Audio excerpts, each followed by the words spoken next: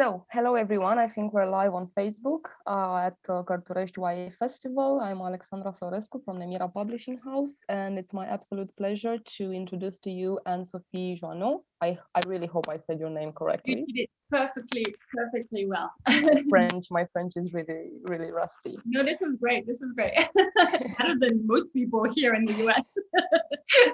Well, we're actually quite a Francophile country. Everybody, each kid here learns French in school, but everybody forgets it because we have so much American and maybe some British culture going on with movies and everything that we forget the French and we only know English. So that's understandable. So we're introducing to everybody Sophie today because we have a novel translated by her. Her novel is translated into Romanian right now. It's called Kisses and Croissants. The Romanian title is really almost identical, Săruturi and Croissants, because we really loved how that sounded. The novel is actually we'll get to the bookshelves in all the libraries next week. So probably this event will actually be sort of an introduction to this new author that you're going to discover and to the story in the beautiful story in Kisses and Croissants. So Sophie, since this is the first time the Romanian audience will get to know you, can you please tell us, in a short sentence, what you want them to know about you from the first impression, let's say? About me or about the book? About you. Me? So I have I guess the biggest thing about me is I have a very international background. I was born, raised, educated in France. I lived there until I was 21. I grew up just outside Paris in a small village that I actually describe a little bit in the book. And then after university, I moved to Amsterdam, where I lived for a few years. Then I moved to Australia for a few years. And now I've been in New York, in the US for 10 years. So you're sort of a modern globe trotter, let's say. Sort of. Though I like to, I've settled down roots here. So now I feel like I'm kind of settled, but yes, I did a lot of traveling. So what I enjoyed and what puzzled me a bit reading your biography was that you actually have a lot of books of nonfiction dedicated to teens on very different subjects, and a series of YA novels published in French, right? But I was very interested in the nonfiction books and what do you feel that you have to give to the teen audience, because it's clear that you're addressing them in all your books right now. Yeah, of course. I think that came about. It was a little bit of a coincidence that I connected with an editor many years ago a French editor. I was in Australia at the time, and she was looking for someone to write a guide to nonfiction about fashion for teenage girls. Something, body positive and just like very comprehensive, but in a very accessible way. And fashion is a big passion of mine, and I knew her through like a connection. So we did this book together, and I absolutely loved writing it. And as soon as it was finished, I said, what else can I write? Like, I want to write more books with you. And I had a great relationship with her. And she said, well, this book was part of a series of books, as you mentioned, for teenage girls. So we ended up, it was more like, it was just a great fit. Like, we worked really well together. They had more topics they wanted me to explore. So I ended up publishing a series of books on personality quizzes that were very popular, and books about beauty and relationships and all those sorts of things. So it was very fun to explore. I love writing fiction, but it's also really fun to to sort of help guide teenage girls, because it's girls specifically, because it's such a brand new period of life. You know what I mean? There's so many things go on around that time of life that I think a little guidance is always welcome. So did you start writing nonfiction or fiction? And if nonfiction, how was it to move to fiction? Yeah, I guess I started nonfiction because I worked as a newspaper when I was in university. I had a fashion blog for a while, which was kind of based on, about me and my life a little bit. And then I started working on these books. So but I think I was always a fan of fiction, always thought I would write a novel at some point. I just didn't know when. And then the opportunity presented itself. And, at some point I really decided to make that switch. And since I started writing fiction, I haven't really gone back to nonfiction, although I still like it, but fiction feels very special to me. Mm-hmm. So it's clear that you care about the issues concerning teenagers, and there's a lot of YA fiction being written. And the past, I don't know, maybe 10 years, it sort of exploded, and it has like two main branches, like the dystopian fantasy YA fiction and romantic realist one. So what do you think of the YA literature that's being published today? I mean, I love that there's such a range. And I think I love that there are more and more books about LGBTQ characters, about main characters of, all backgrounds, various, racial makeup, all sorts of different characters. I think it's specifically important in teen literature that teens see themselves represented. So I love that. I know that I'm not a big fantasy reader, but I know it has a huge following in the US, but I'm assuming around the world. I think whatever gets people reading excites me. I think that it's such a wonderful way to escape life for me. And it's just such a wonderful way to explore a different world, like reading fiction. That for me, I just think the more the merrier. And if there's a book for everyone, and that's what I find exciting. Did you ever find that maybe certain topics or how they are depicted in YA literature can also be negative for the young readers who are maybe, they're more impressionable, as you said. There are people forming themselves right now, so it's actually a big responsibility to write a YA novel. Do you find there's any topics that are maybe mishandled in contemporary YA?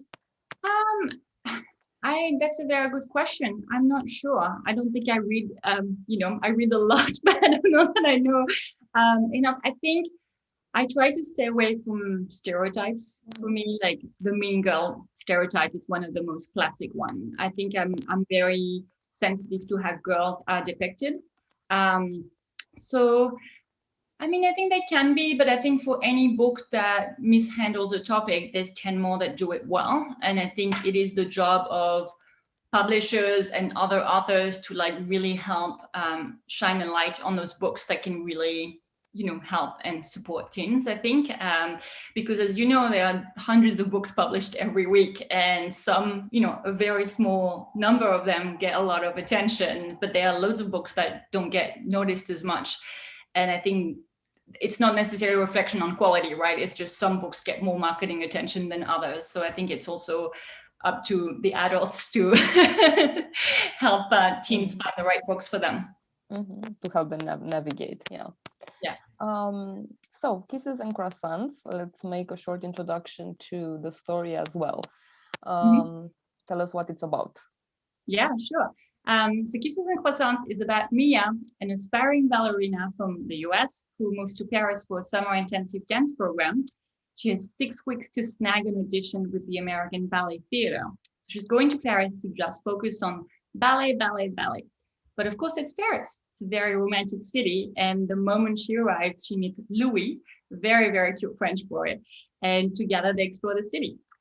There's also a family legend in Mia's family that one of her ancestors was painted by Edgar Degas. I don't know if you're familiar with his paintings featuring loads and loads of ballerinas.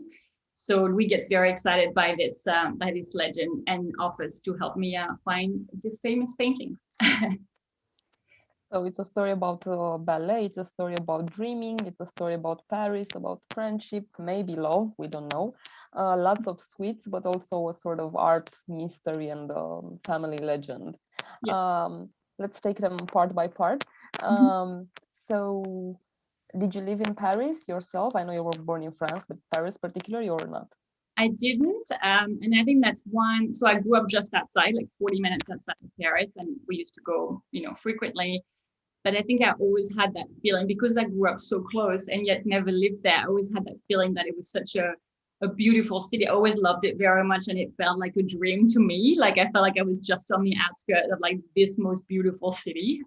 So no, but I think not living there helps me keep it as a very romantic, aspirational place in my mind. Mm-hmm. And why ballet? I didn't find in your biography anything linking you particularly to this, but I suppose that you have to have a connection if you chose a ballerina or want to be ballerina. Well, it's funny because not really, actually. I think it was more, I'm an art buff. I spent a lot of time at museums and art galleries and all of that. And I think there are a lot of books, YA novels that feature study abroad trips, right? Like a person, a teenager goes to London or Italy or whatever, or Paris for school.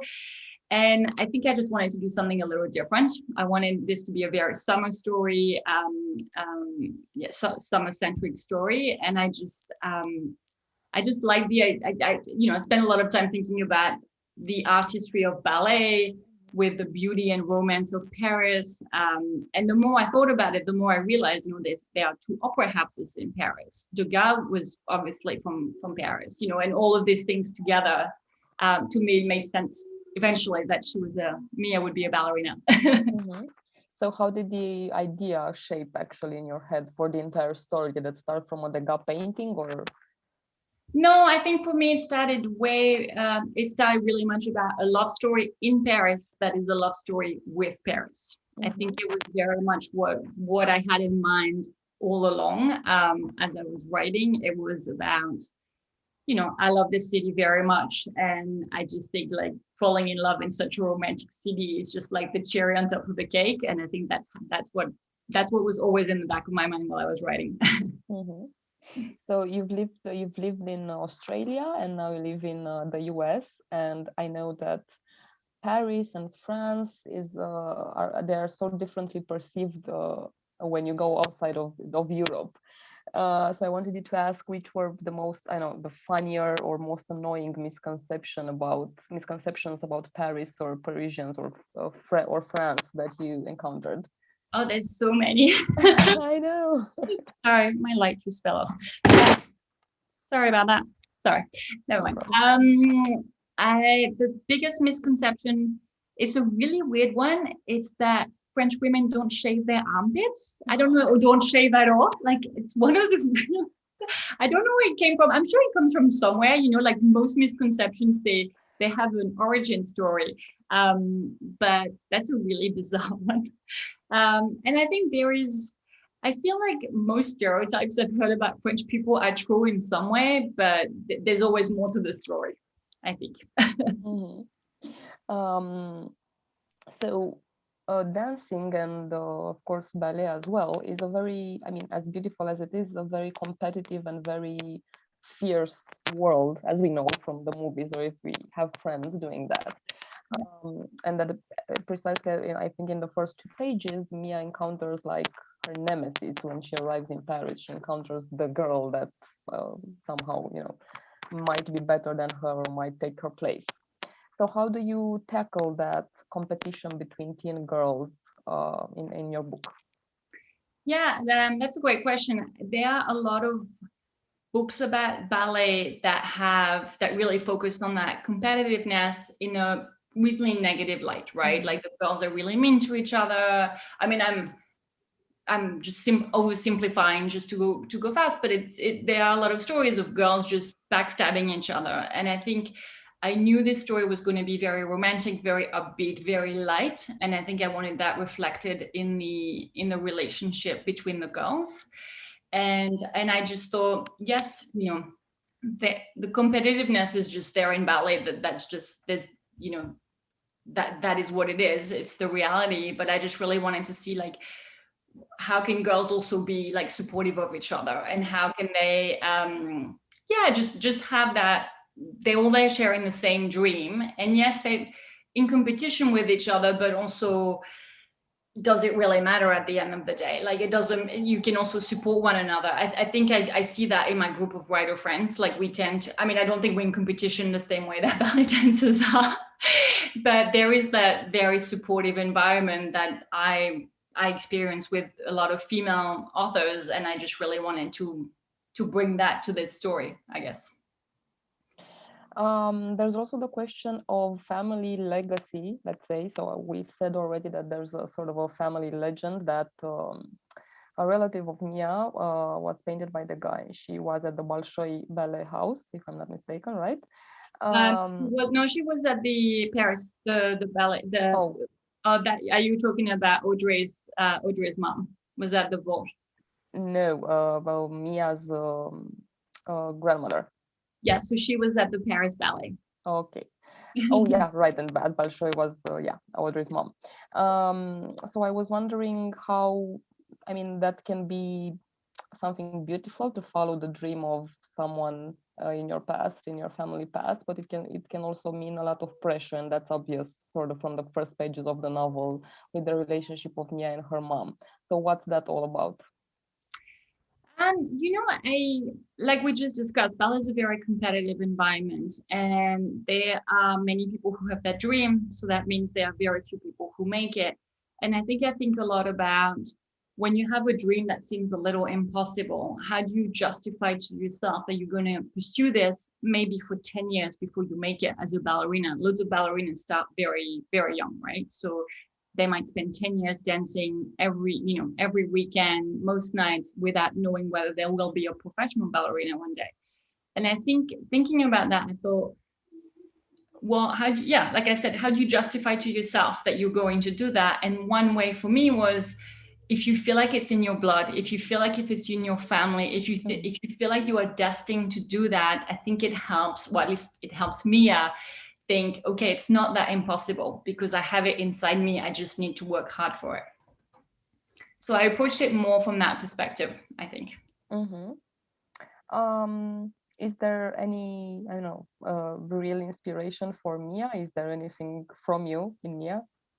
You know, I think she became more and more like me with every draft. And I think, like I was talking about writing earlier, and it's also publishing novels is also, like I said, it's not competitive, but there are a lot of people with that dream, and it's very difficult, and it takes many years to make it happen.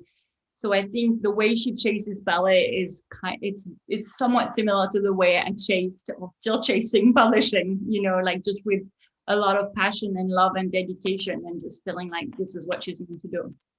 So I think from that perspective, she's like me, but other than that, not so much. I don't think.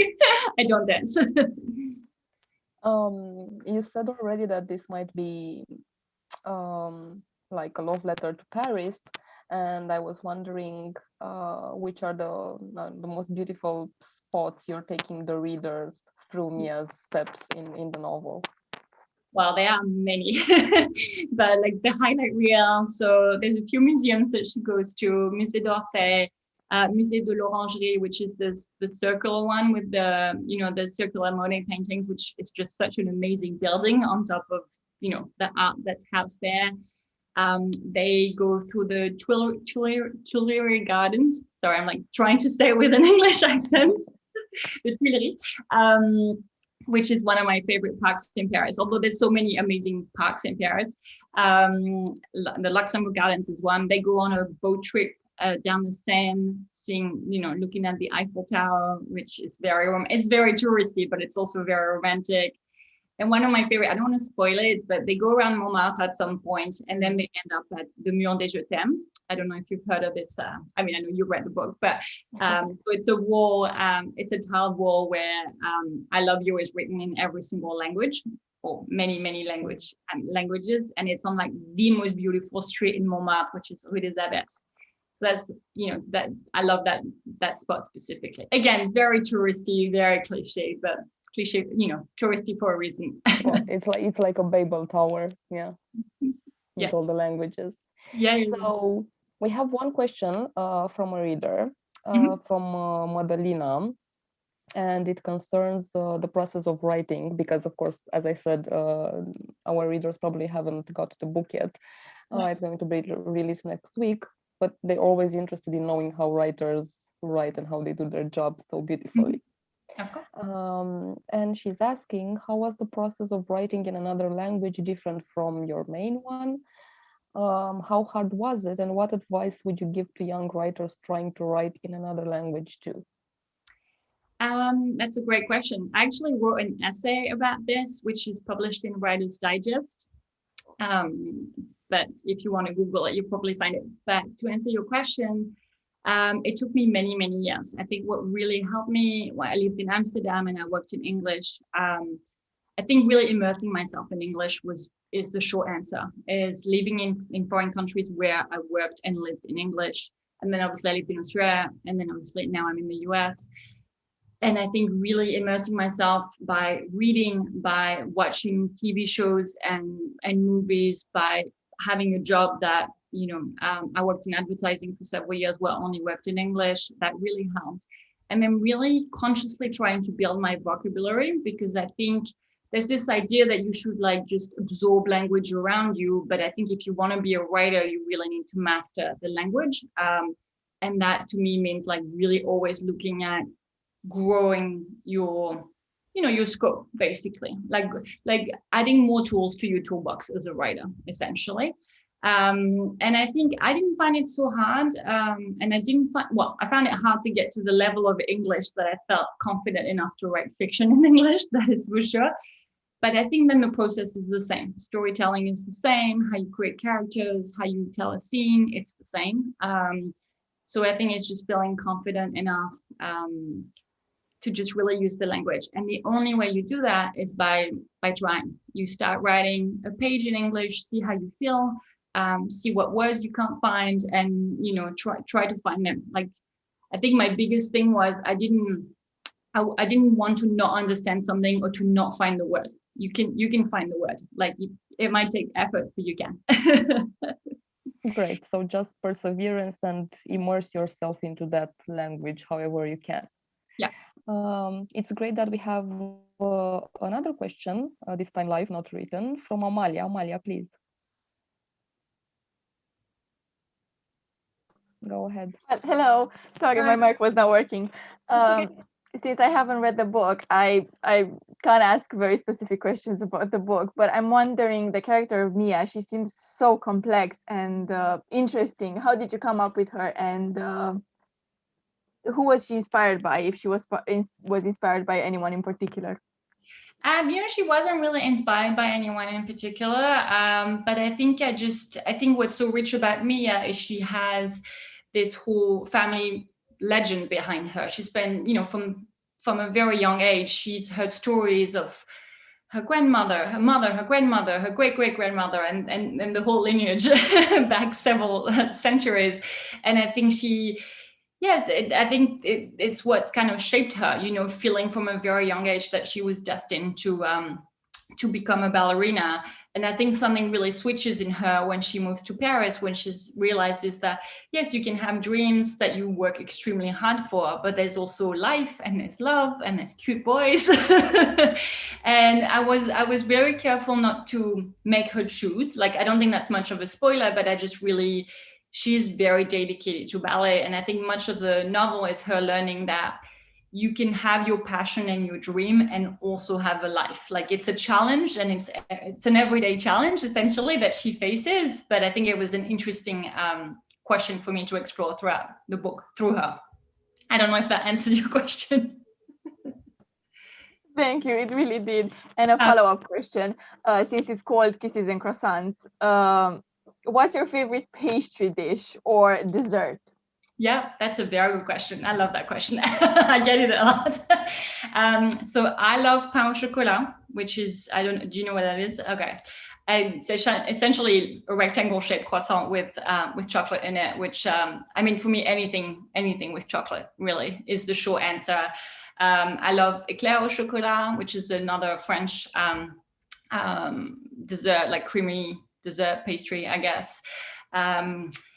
What else? Oh man, I like, honestly, anything with chocolate in it would make me happy. Thank you, Amalia. Thank you. We have another question from Delia, please. Hi, so I have two questions.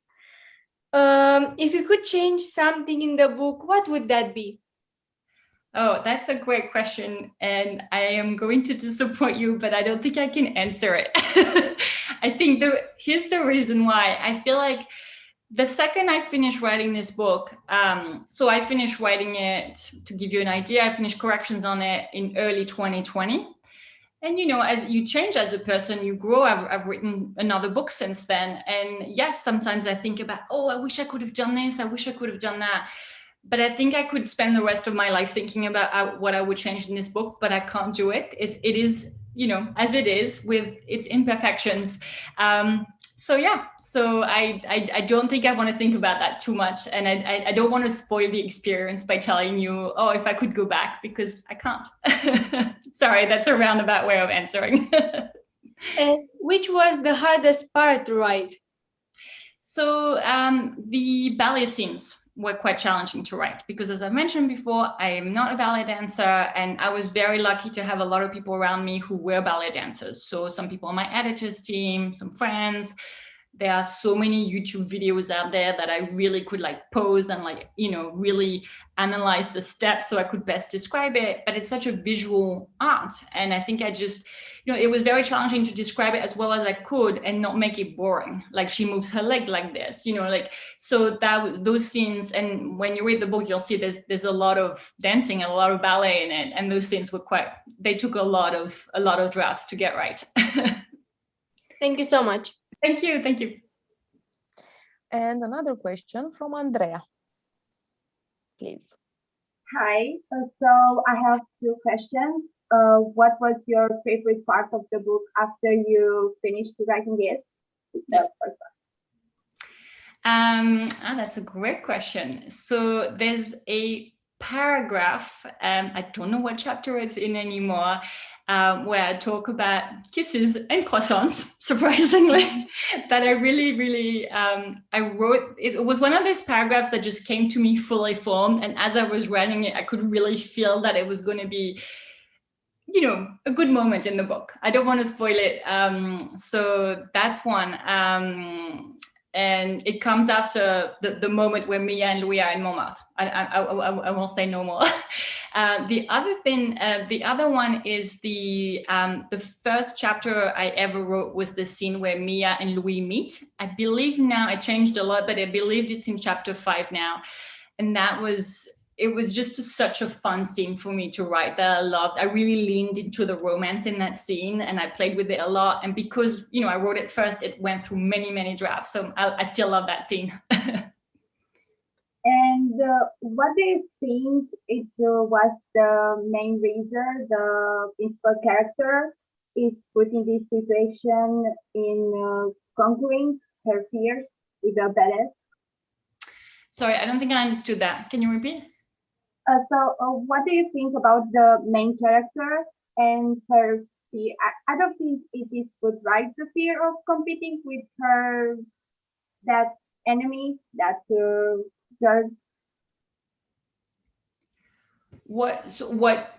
I'm sorry. Why she puts herself in a competitive situation with Audrey? Is that what you mean? Okay.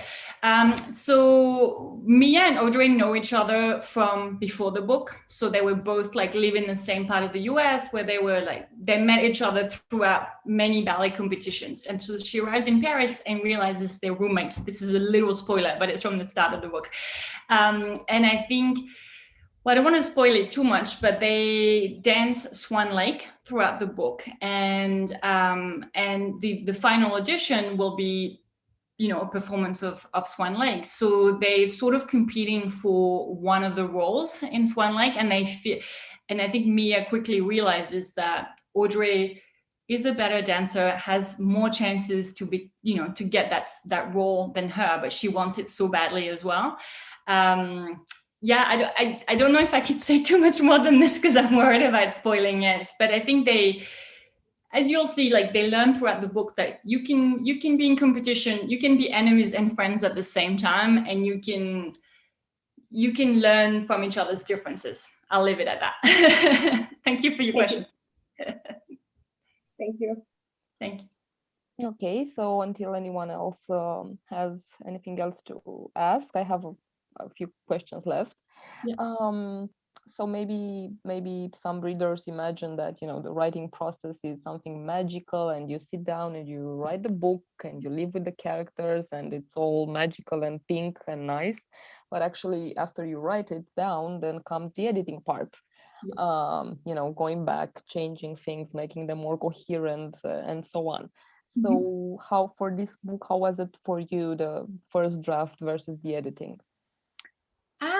I think I'm lucky that even though it's my first book in the US, as you know, I've written several before, and I think I had gone through this process with an editor many times before. And what I had noticed is that I really love that part of having someone, okay, there are two revision steps. There's the steps that you do by yourself. Obviously, you write the first draft, and then you go through it, and then you go through it, and then you go through it again. And I think that's where many writers give up, because it is grueling to realize that it doesn't come out nicely on the first draft, that sometimes it can be a total mess. Sometimes you have to delete entire chapters, and that can be a hard realization because it's hours and hours and hours of work. But that is what makes a story better. It doesn't matter how experienced you are, it never comes out right the first time or the fifth time, you know. So there's that. And then there's a revision process once you send it to your editor will come back with what's called an edit letter, asking you to change all sorts of things. And I personally love that part of the process, because it's working with somebody whose goal is the same as mine, which is to make the book as best as it possibly can be.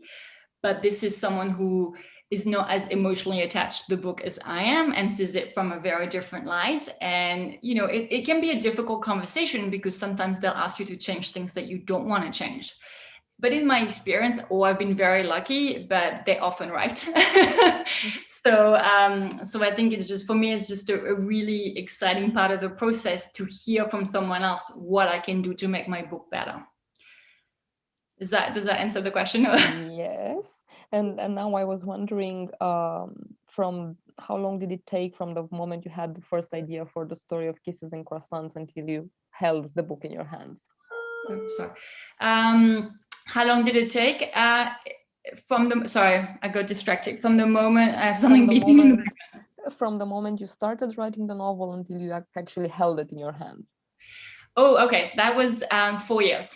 4 years, but obviously it wasn't 4 years altogether. Like it wasn't like a continuous thing. It was from the moment I started writing till the moment it was like fully finished was about, I want to say 3 years, like just under 3 years. And then there's a whole year where my US publisher did all of the things they have to do. So I didn't really do anything with it from, say, March 2020 to now. But yeah, it was about 4 years altogether. Who was the first reader of the draft besides the editor? Do you have a first reader that you give your books to? I do. I have a couple of friends that I send books to, pages to. My husband sometimes reads my pages. Yeah, I only have a handful of people. I think and my agent, obviously, my agent. Yeah. So how were the reactions until now to your book? Did anything, I don't know, strike you as a reaction from a reader or publishing house? Did anything strike you at all? Yeah. Actually, it's very interesting. You hear a lot of authors say they will never read reviews because it can be really hurtful, and that is true. But for me, I write stories so I can connect with other people. So I am interested, generally speaking, in hearing what they think. Although sometimes someone will write a negative review and tag you in it, and that's a bit like, okay, I didn't need to read that. But I think what I've loved is I feel like what I put in it has really come across. Like a lot of people say, it really is like traveling through Paris. That the descriptions are very vivid. That it really feels like they were in Paris, and I really love that because I put so much effort into that part. one thing that surprised me is that a lot of people connected with Audrey and Mia's story, even though, as you know, because you read the book, it is a smaller part of the story, right? It's very much a side storyline, but people really connected with that. It's a frenemy situation that turns into something different and unexpected. I think I don't want to spoil it, but I think a lot of people were surprised with the turn it took. And like I said, I like to write positive stories for girls, so that made me happy to get that. And you said that you finished the book in last year in 2020. So you were still sort of writing and working on it when the pandemic broke. Did that no? No, I finished the last edits, I think late February 2020. Oh, okay. Because I was wondering if making it so optimistic had anything to do with our need for optimism. No, that was a complete coincidence. I think I still did a few minor corrections in April and May, but by then the book is full. It's more like little tweaks, you know, at the end. So no, it was finished before the pandemic. Amalia has another question. Do you want to address it yourself, Amalia? Oh, she can't. So I'll read it. So a question from Amalia. Since the book has already been published in English, as we know, did the reader notice a detail that you included in the book and surprised her because she wasn't expecting someone to pick up on it? One second. I'm rereading it. So did anyone notice anything that it was like a very small or hidden detail that you didn't think many people will notice? I don't think so. I'm trying to. No, I don't. No, nothing that comes to mind. I think that the most surprising thing was, like I just said, the Audrey and Mia relationship that really connected with people. But I've had people ask me if the paintings in the book are real, which I thought was funny. And they are. Most of them are, except for a few that I invented for the purpose. But even the ones I invented are based on real sketches and paintings. So no, I can't think of anything. Sorry. And I was wondering also if you had anything to do with, the marketing of the book, meaning on the cover, were you involved in that process as well, of how it will look and how, the tagline of the book, because that's something that you work out with your publishing house usually. And I was wondering how that process was. Yeah, so for the cover, my publisher has a very well-established system that I love. They basically sent me a list of what they call different types of titles, like illustrated, photographic, iconic, or they have a few different names for them. And they basically said, give us character descriptions or descriptions of very important places, monuments, or iconic items from the book, covers you love, maybe covers you don't like, that sort of thing. So I put together a Pinterest board. I put together all sorts of information, and then it very much went to them. And I didn't see anything until the cover was essentially almost final. But I just gave all my ideas at the start. With the tagline, I think that was them. I don't think that was me. Even the marketing copy was from my editor. What else? I think I enjoy being on social media. So I do, as you've seen on my social media, on my Instagram, and I'm also a little bit on Twitter and TikTok. I do a lot of, little videos and little things by myself because I enjoy doing it, but it's not necessarily something that's asked of me. It's just, I like doing it. That's great. And I really invite everybody to follow you on Instagram because it's really fun all the time. Thank you. So it's obviously it's obvious, and you said it yourself, that you wrote this book like for the pleasure of reading and for being uplifting and for being a summer book. But beyond that, beyond the pleasure of reading, what would you like your young audience to stay with after reading the book?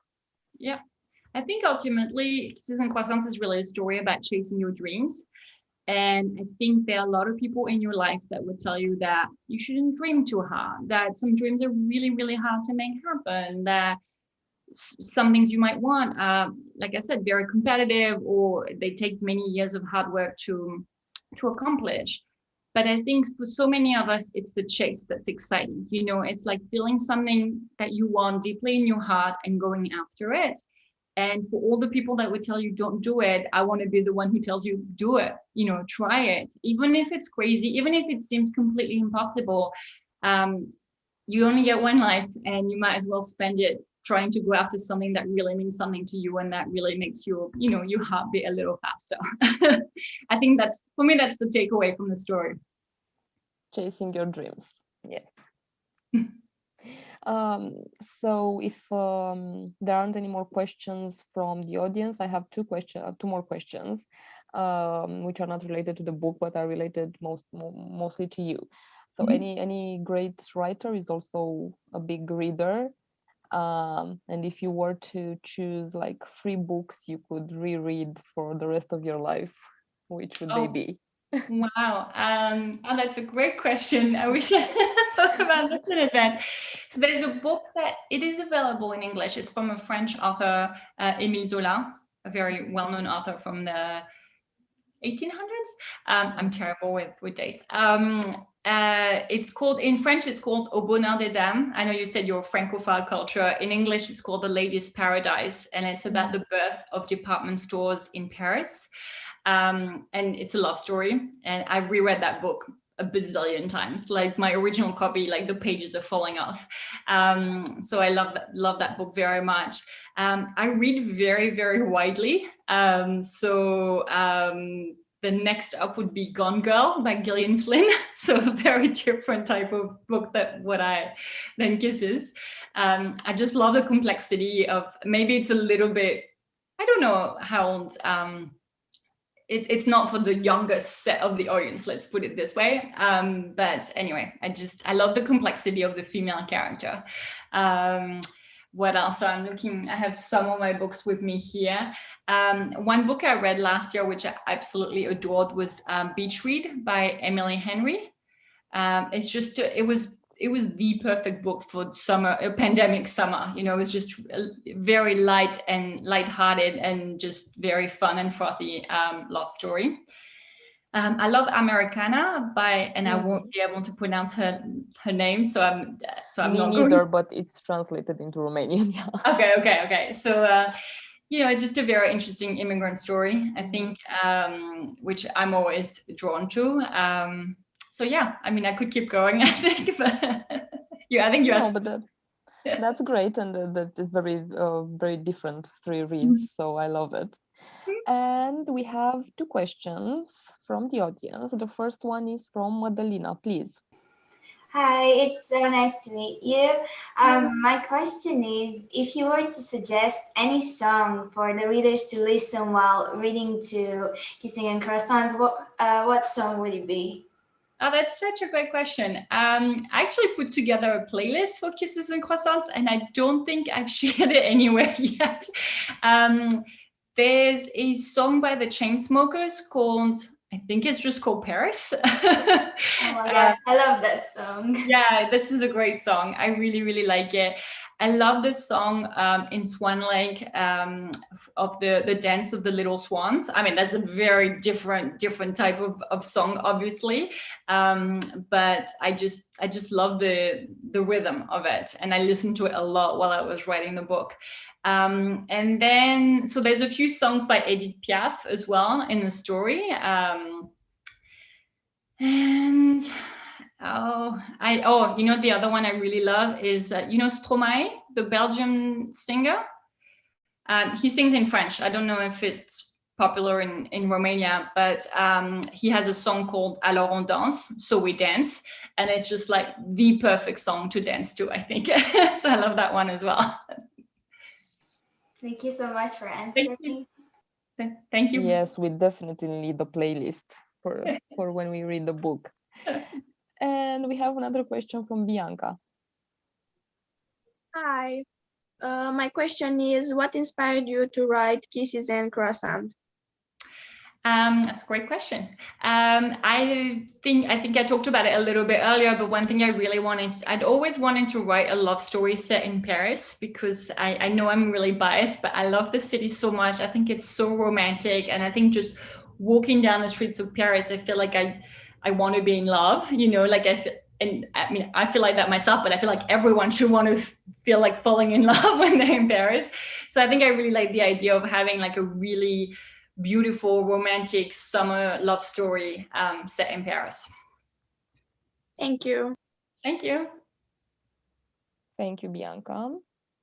So we had a playlist and we had your favorite sweets, but I wanted you to tell the readers like what would be, I mean, when you wrote the book and after you published it, maybe you had like the perfect setting with the perfect reader. What would the perfect setting be for reading your book, with including everything, like the place, the music, the sweets, what?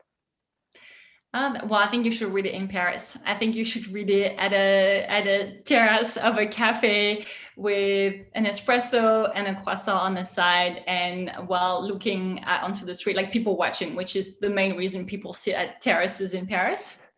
If you can't do that, which I know sometimes you can't, I feel like, I know in New York there are a lot of French cafes, like there's a lot, you know, a lot of French bakeries. I don't know if that's the case in Romania, but if you can find a croissant and a sunny spot somewhere in a park, I think you'll have a great experience reading the book. Yeah, we do have a lot of places where they serve croissants and pain au chocolat and other, I don't know. Oh, macarons as well. Yeah, macarons has become a thing in Romania as well for a couple of years, so you should really check them out. And they look cute with the book. Oh yes, and of course you have to post it on Instagram because it will look amazing besides macarons and I don't know, maybe cappuccino or something like that. Yeah. So tell us a bit. I mean, I know that the readers still haven't, you know, read your first translated book, but I was curious just for everybody to know, what were you writing on, or what are you writing on right now? You said you started or finished another book. I finished another book. So I had a 2-book contract with my current publisher. So I don't know if I can say too much about it yet because it's still really early days. A lot of things may change, but it's a standalone, so it's not a sequel to Kisses and Croissants. It's also to do with French food. So Kisses and Croissants is not really to do with French food, but Mia ends up eating a lot of croissants and loads of other things. And it's about food, it's about French food, and it's set in New York City. So it's very much similar in spirit, but it's completely different characters. And that, I think in the US anyway, it's scheduled to come out late 2022. Great. So when you announced your book in Romania, we said that it's like the perfect ticket to Paris. And that's how I want to end our beautiful discussion today.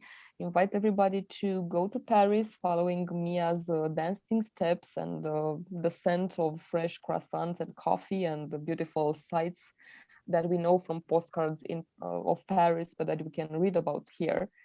And just take away, you know, the friendship and following the dream and the love and family and everything that the story is about. Thank you so much, Sophie, and thank you to everybody who asked questions and who watched the event. Yeah, absolutely. Thank you, Alexandra. Thank you to everyone who watched and also, yes, asked questions. I hope you love Kisses and Croissants. If you post about on social media, tag me. Yeah, I love seeing all the pictures. I love knowing that people are reading the book around the world. Like, to me, that's such a thrilling part of the process. So thank you so much for everyone who stopped by, and so glad to chat with you today. Thank you. And maybe we can see each other some other time. Bye-bye, everyone. Absolutely.